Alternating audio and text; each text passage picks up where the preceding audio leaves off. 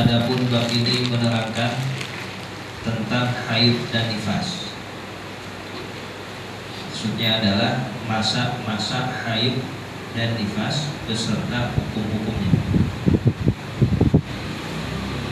Al-haidu, adapun istilah haid itu huwa damul khariju min qubulil mar'ati fi sihhatiha bila sababi. Ialah darah yang keluar min qubulil mar'ati, dari kemaluan depan perempuan, fi sihhatiha, di dalam kondisi normalnya, bila sababin, tanpa ada penyebab apapun. Itu istilah haid. Haid itu berupa darah. Darah ini keluarnya dari rahim perempuan bagian paling dalam.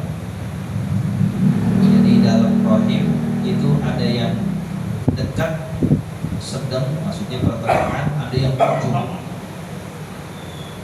Darah yang keluar ini asalnya dari rahim yang paling ujung. Jadi keluarnya lewat kemaluan depannya. Itu darah keluar dalam kondisi perempuan lagi sehat, dia sakit paper, lagi keadaan normal. Maka nanti kalau darahnya yang keluar meskipun lewat kemaluan depan perempuan, tapi dalam keadaan sakit, bukan haid. Umpama dia punya penyakit, kata dokter, ini penyakit akan mengeluarkan darah lewat rahim, meskipun rahim yang paling ujung, yang paling dalam, tapi karena sakit, bukan karena keadaan normalnya. Normal kita kan sehat. Nah itu bukan darahnya, tapi darah penyakit. Atau dalam keadaan normal, dalam keadaan sehat, tapi itu darah keluarnya bukan dari rahim yang paling ujung. Umpama di permukaannya, bagian depannya, dia lagi naik sepeda, nyungsruk, jatuh, berdarah, kena itu kemaluan, maka darahnya bukan darah haid. Karena apa? Karena itu darah keluarnya meskipun dia dalam keadaan sehat, tapi bagian luar, atau karena penyebab dia jatuh, bukan haid. Hanya haid itu darah jibiliyah bahasanya, sesuatu yang tabiat, nggak bisa ditahan, dia keluar sendiri. Bila sababin, tanpa penyebab apapun, bukan karena sakit, bukan karena melahirkan, bukan karena yang lain-lain. Karena nanti kalau sebab melahirkan, darah itu keluar, namanya bukan lagi haid, tapi nifas. Wan nifasu, sementara istilah nifas, huwa damul khariju minha, ialah darah yang keluar, minha ay minal mar'ah, dari perempuan, maksudnya sama, min qubulil mar'ati, liwatnya jalur kemaluan depan perempuan. Ba'da tamami wiladatiha, itu darah keluar setelah sempurna dia melahirkan. Jadi setelah melahirkan, sudah keluar itu anak, nanti apabila darah keluar liwat jalur kemaluan depannya, disebut dengan darah nifas. Maka kalau darahnya keluar sebelum sempurna melahirin, bukan darah nifas, masih boleh sholat. Umpama lagi hamilnya, meskipun orang hamil gak haid, tapi tiba-tiba keluar, ini apa nih darahnya? Dikatakan nifas, belum melahirin. Dikatakan bukan nifas, ya karena memang dia sebelum melahirkan. Atau darahnya keluar bersamaan setelah melahirkan, bukan nifas juga. Orang melahirin keluar darah tuh, nah, itu belum sempurna. Umpama masih pembukaan, bukan 9 pak, nah, darahnya keluar, tetap bukan nifas, karena belum sempurna dia melahirkan. Nah, terhitung nifas setelah semuanya itu keluar. maupun wiladah yang normal ataupun wiladah yang tidak normal. Artinya tidak normal seperti apa ya, orang keguguran, keluar darahnya, itu termasuk nifas. Meskipun nggak pada umumnya, bukan berbentuk bayi, berbentuk segumpal darah, segumpal daging, maka nantinya wajib mandi apabila dia sudah selesai mengeluarkan darah itu. Wa aqallu sinil haidi, dan adapun batas minimal usia perempuan yang haid tis'u sinina takriban adalah 9 tahun takriban secara kira-kira. Kapan sih permulaan orang perempuan itu dikatakan haid? Pertama, lihat darahnya, sebagaimana yang tadi dikatakan di dalam pengertiannya. Itu dulu. Kalau orang sudah 9 tahun tapi darahnya bukan darah sebagaimana pada pengertian haid, bukan termasuk haid juga. Umpama darahnya percis sebagaimana yang ada pada pengertian haid, lihat umurnya. Umur minimal bagi perempuan sudah haid adalah kira-kira 9 tahun hijriyah. Sini di situ ialah hijriyah atau qamariyah. Jadi kira-kira sudah 9 tahun. 9 tahunnya bulan apa? Kalau dihitung-hitung sih ini udah 9 tahun karena dia lahirnya bulan Rabiul Awal umpama. Tapi kalau dilihat kalender Masehinya ini belum nih. Karena bulan Hijriyah itu maju. Seorang anak bisa jadi udah umur 9 tahun dilihat dari Hijriyahnya. Tapi kalau dilihat dari Masehinya ini 2 bulan lagi nih. Tar November baru 9 tahun. Tapi kalau Hijriyahnya Qamariyah bulan ini udah masuk nih. Maka sekarang nih Rabiul Akhir udah masuk nih. Dia lahir Rabiul Akhir. Nah, umpama pada saat itu keluar darah yang normal tadi, maka haid dia. Kan baru 8 tahun dia, kurang 2 bulan lagi baru 9 tahun. Iya, itu secara Masehinya. Tapi secara Qamariyahnya, secara Hijriyahnya dia sudah masuk 9 tahun. Makanya kita biar tahu tuh anak perempuan kita tanggalan Hijriyahnya kapan lahir. Jangan ingetin pas Masehinya aja dirayain dulu. Hijriyahnya Qamariyahnya kudu tahu nih anak perempuan nih, bapaknya kudu tahu juga. Di kapan nih anaknya? Kalau anaknya dia juga tahu kapan dia saya kapan ya. Ya pokoknya sampai itu orang ke depan orang dulu gitu. Ya harus tahu juga anak perempuan kita, kalau bukan kita yang kasih tahu siapa. Ibunya gak ngaji, bapaknya gak ngaji, itu anak bingung aja ini darah apa aja, sumpel aja sumpel aja. Harus tahu bagaimana menentukannya. Nanti setelah itu diajarkan ya hal-hal yang berkaitan dengan orang haid. Takriban kira-kira, artinya meskipun 9 tahun belum genap banget, bisa dikatakan haid ketika sebelum 16 hari. Karena waktu 16 hari itu waktu minimal haid sekaligus masa sucinya, maksimal sucinya 15 hari. Ya, anak belum 9 tahun secara Qamariyah belum, cuman 2 minggu lagi baru 9 tahun. Artinya 9 tahun kurang 14 atau 15 atau 16 hari keluar darah sebagaimana yang tadi haid dia. Jadi kaget bener banget harus 9 tahun. Ya, terkadang 9 tahun kurang. Lagi hormon anak zaman sekarang itu cepat dan tinggi. Nah, itu harus kita tahu. Makanya biar paham orang laki juga itu kudu tahu masalah haid. Sebab yang demikian kewajiban bagi kita. Istri itu boleh kita larang keluar rumah buat ngaji, apapun boleh kita larang. Ada mau ngaji ke sini kita larang, kita nggak dosa. Saya mau maulid timbang ke sini kita larang, kita nggak dosa. Itu hak kita. Tapi kalau dia keluar ngaji nih mau belajar haid, kita larang, kita dosa. Jadi satu-satunya ilmu yang umpama perempuan ngaji keluar terus kita larang yang berdosa, itu adalah urusan haid. Selebihnya dia mau ngaji bab apa segala macam, umpama nih kita larang, kita nggak dosa, itu hak kita. Ya. Tapi umpama dia mau belajar haid, kita larang kita dosa. Bang abang bisa ngajarin saya larang-larang? Kagak, bagaimana urusan saya entah.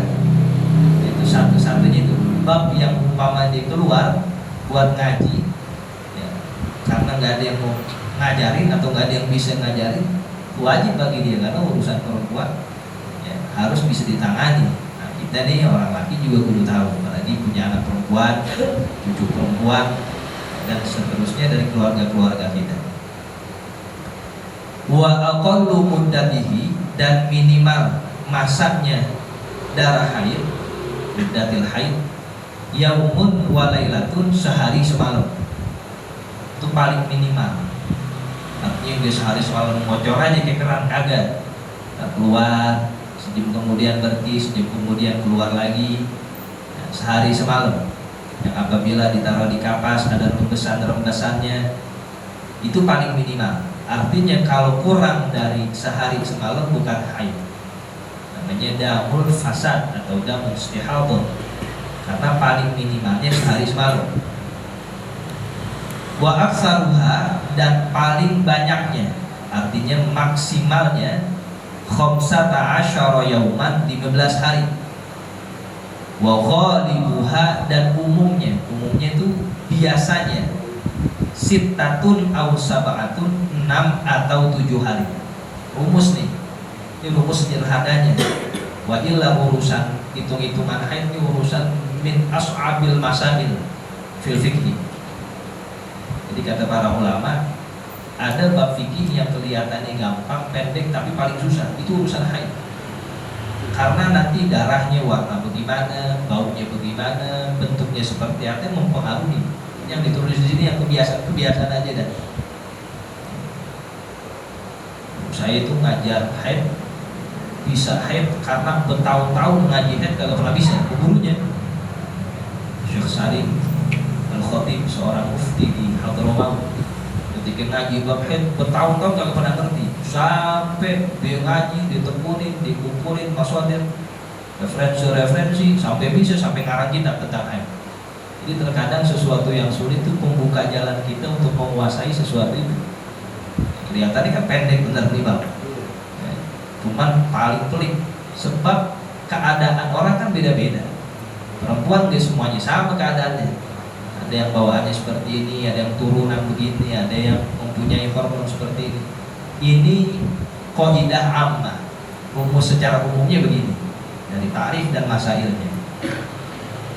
Itu paling seringnya 15 hari, umumnya itu kebanyakan perempuan kalau haid ya 6 hari, 7 hari, seminggu, dan kagak tetap di tanggal yang sama.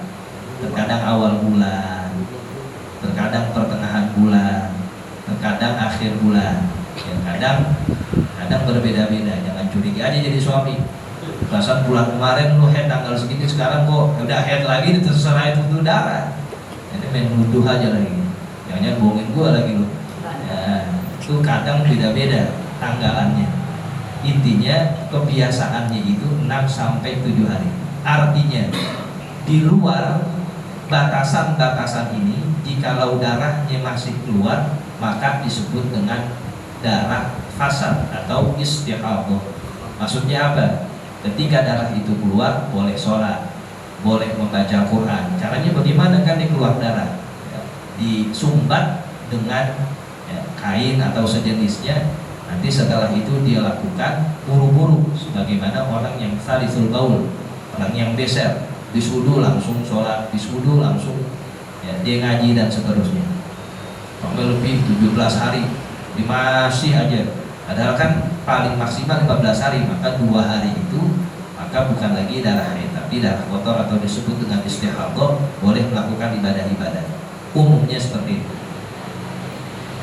Fa'in naqasad damu an aqallil muddati, maka apabila itu darah keluar dari batas minimal, artinya kurang 24 jam udah berhenti, auzada ala aksariha, atau bertambah pada maksimalnya itu hari ke-16 masih keluar aja kan, maksimal 15 sampai hari ke-17 sampai hari ke-20, fahuwa damu fasadin, maka darah itu disebut dengan darah yang kotor. Istihadah bahasa lainnya. Lalu bagaimana? Maka konsekuensi yang diharapkan ketika haid menjadi halal kembali. Boleh sholat, boleh baca Quran, tapi harus dengan cara yang benar. Orang istihadah sholat itu nggak boleh pakai tempulan, karena ditakutkan akan rembes, akan keluar. Wudhunya itu juga harus cepat. Perhatikan rukun-rukunnya, habis itu langsung sholat. Sebab dia sedang bawa najis, meskipun darah kotor, darah yang namanya darah najis juga. Syariat membolehkan, sebab bukan darah haid. Nah, itu harus cepat. Ini habis dulu makan dulu 2 piring, nggak boleh gitu. Sebagaimana orang yang beser, dikit-dikit ngetel kencingnya. Orang tua biasanya begitu. Bocor. Gue kalau kemana-mana bawa orang tua di mobil, orang repot dah urusan udah nyari rest area mulu. Karena dikit-dikit begitu keadaannya seperti itu. Ya namanya badan itu pakai 70 tahun, dalamnya kita udah nggak tahu bagaimana lagi modelnya. Nah, orang-orang yang seperti itu habis toharoh langsung dia mengerjakan sholat, karena ditakutkan rembes atau ditakutkan netes daripada air kencingnya. Wa aqallu muddatin nifas, dan minimalnya masa nifas. Tadi minimal masa haid sehari semalam, kurang dari sehari semalam bukan haid.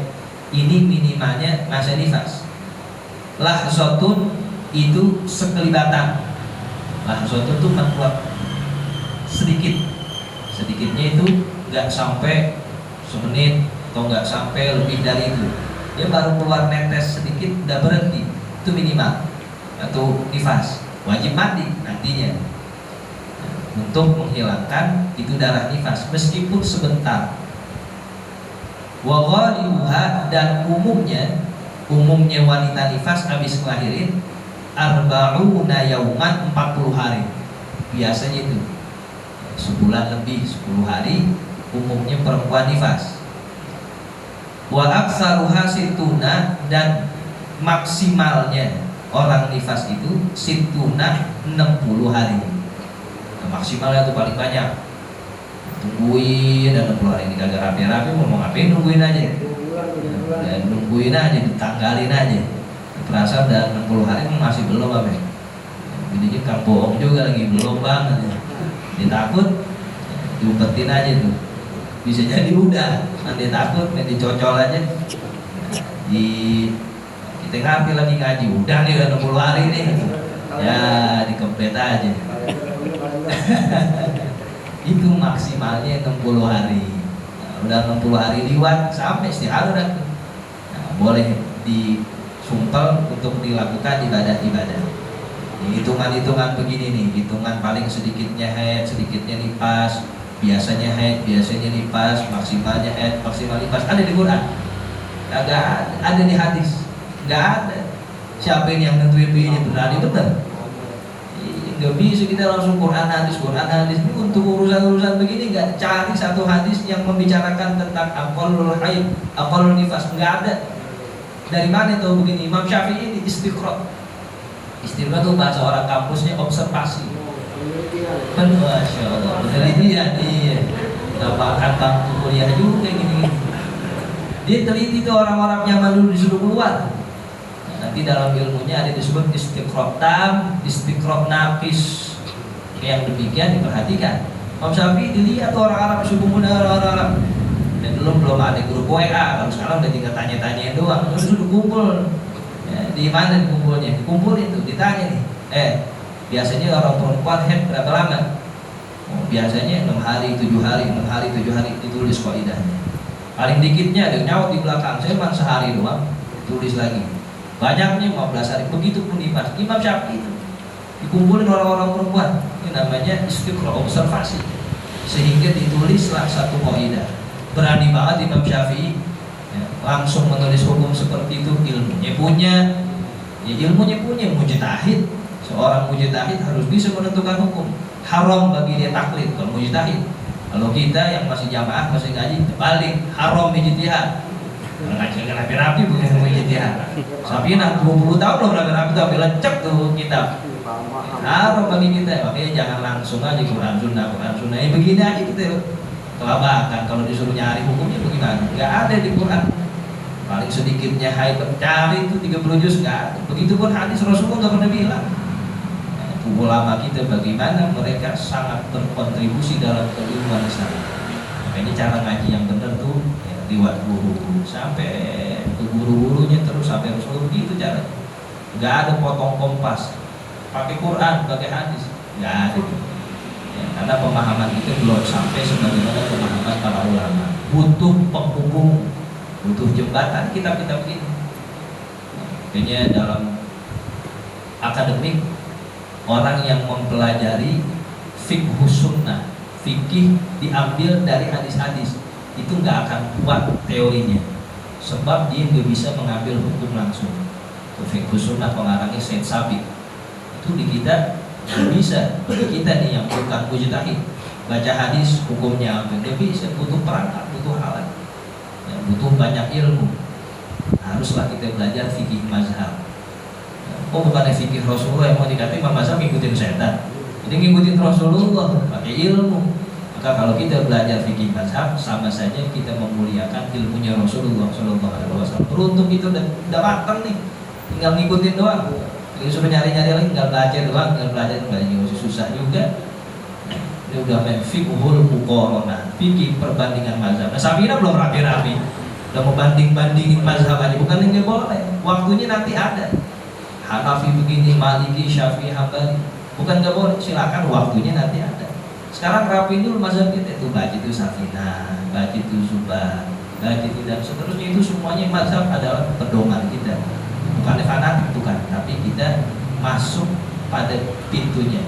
Waktul buyuta min abwabiha, masuklah rumah melalui pintu-pintunya. Nanti kalau udah sekiranya bisa kita kuasai fikih Syafi'i, silakan belajar fikih Maliki, semuanya itu mu'tabaroh, semuanya diperhitungkan karena memang banyak pengikut yang menjadikan ilmu imamnya itu di dalam kitab-kitab mereka.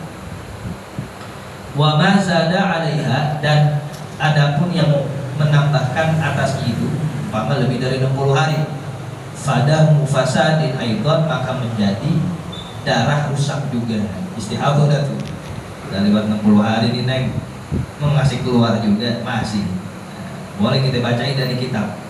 Kata pengarang nih, wa mazada 'alaiha fadamu fasadin aidan, bagaimana? Nah, itu untungnya kita ngaji dan tuh. Bisa kita bacain. Wa yahrumu bil haidi wan nifasi al mubasyaratu fi ma baina surrati war rukbati min ghairi hailin. Itu tadi yang di atas masa haid dan nifas. Sekarang kalau ada haid dan nifas ditemukan, konsekuensinya apa? Yang pertama, haram bagi wanita haid dan wanita yang nifas al-mubasyarah, menggauli. Kita ini sebagai suaminya menggauli istri yang haid dan nifas fi ma baina surrati wa rukbah, anggota tubuh di antara pusat dan lutut. Mubasyarah ke mesti jima. Bisa juga ya, tautiah atau mukaddimahnya, pendahuluannya juga itu diharamkan. Min ghairi hailin, tanpa adanya penghalang. Umpama kita bersenang-senang di antara anggota tubuh itu, antara pusar ke lutut, itu haram meskipun gak sampai jima, sebab dia masih haid dan nifas. Wal mururu fil masjidi, dan yang kedua haram melintasi masjid, mondar-mandir ke dalam masjid, keluar masjid, in khafat tanjisahu, apabila perempuan yang haid yang nifas itu khawatir tanjisahu ay tanjisal masjidi, menajisi itu masjid, sebab di mondar-mandir akan ngetel, akan netes, dia takut khawatir itu, maka haram. Wasaumu, dan menjadi haram juga puasa. Nggak boleh orang lagi haid dan nifas puasa. Nah, saking rajinnya dia puasa juga, jadi dosa, haram, nggak boleh. Wa muharramatul janabati sabiqati, dan haram berbagai keharaman-keharaman sebab junub yang telah terdahulu. Seperti apa? Baca Quran, kan bagi junub haram, ya, bagi orang haid nifas juga haram. Berdiam diri atau mondar-mandir di dalam masjid haram. Salat haram, sebagaimana junub haram, haid nifas juga haram. Tawaf haram, menyentuh membawa mushaf haram, itu diharamkan juga. Wa yajibu 'alal haidhi wan nufasai qada'us shaumil fa'idi, Dan wajib secara syariat bagi wanita haid dan wanita yang nifas qadha'us shaumil faiti, mengqadha puasa yang telah lalu, puasa yang terlewati, sebab dia waktu lagi haid dan nifas lagi puasa. Fil haidi wan nifasi, tatkala masa haid dan nifasnya. Waktu Ramadan haid umpamanya berapa seminggu, nah maka setelah itu wajib diqadha. Duna qadha'is sholatil faitati fihima, namun tidak diwajibkan, bahkan haram mengqadha sholat yang terdahulu fihima waktu haid dan nifas. Yang mengatakan boleh juga itu diqadha puasanya, puasa sholatnya. Namun dalam arjahul qaul, pendapat yang paling kuat, bagi yang tidak sholat sementara dia haid atau nifas, ya, tidak diwajibkan qadha, sebab sholat banyak. Kalau dihitung bisa berapa kali dia sholat, nah itu dia. Agama kita membawa keringanan. Umpama dia lagi haid dan nifas nggak boleh sholat, ya, maka nanti kagak diqadha. Itu merupakan keringanan. Tapi kalau puasa itu harus diqadha sebab masanya tatkala haid dan nifas ditinggalkan. Situ kita bersolat.